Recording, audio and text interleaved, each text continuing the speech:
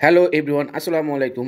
আপনারা ইতিমধ্যে বুঝতে পারতেছেন আমি কোথাও যাচ্ছি। হ্যাঁ, আমি যাচ্ছি আজকে কক্সবাজার।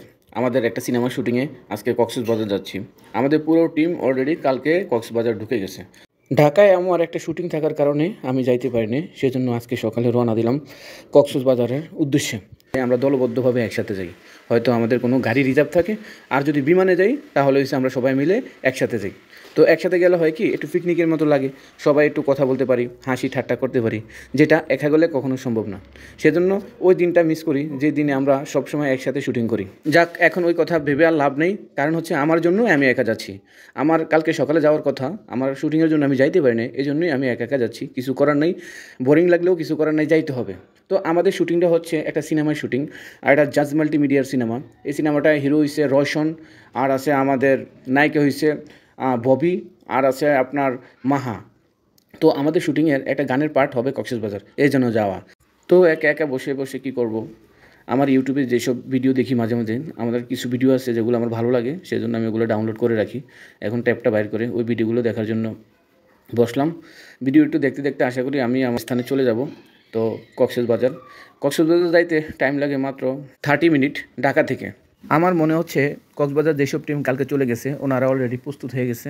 আমাকে ফোন করে বললো যে আমরা লোকেশনে অলরেডি রওনা দিছি। টেকনিশিয়ান টিম লোকেশনে চলে যাইতেছে, কিন্তু আর্টিস্ট যারা আছে তারা এখন মেকআপ নিচ্ছে। তাদের মেকআপ নিতে এখনও সময় লাগবে মিনিমাম 1 থেকে 1.5 ঘন্টা। লিস্ট রেডি হইতে হইতে আমি এখান থেকে অলরেডি আধা ঘন্টা আগেই কক্সবাজার যেয়ে পৌঁছতে পারবো। তো কোনো প্যারা নেই, আর্টিস্ট যাওয়ার আগেই আমি স্পটে চলে যেতে পারবো। তো আমাদের মাঝে মাঝে কিছু সময় থাকে, এরকম কাজের অনেক চাপ থাকে, সেজন্য হয়তো আমরা ঠিক সময় স্পটে পৌঁছতে পারি না। সেজন্য আমাদের অন্য কিছু অবলম্বন করতে হয়। যেমন মনে করেন হচ্ছে ওনারা চলে গেছে গাড়িতে, আর আমার আজকে সকালে যাইতে হচ্ছে বিমানে। আর যদি আমি বিমানে না যেতাম তাহলে ওই কাজটা কখনো আমার পক্ষে ধরা পসিবল হইতো না। আমি আমার নিজ খরচে আমার বিমানে যাইতে হচ্ছে।